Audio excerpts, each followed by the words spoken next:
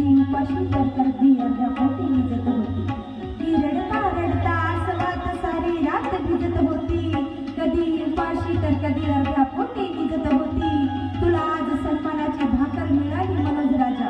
अरे तुला सन्मानाची भाकर मिळाली मनोज राजा.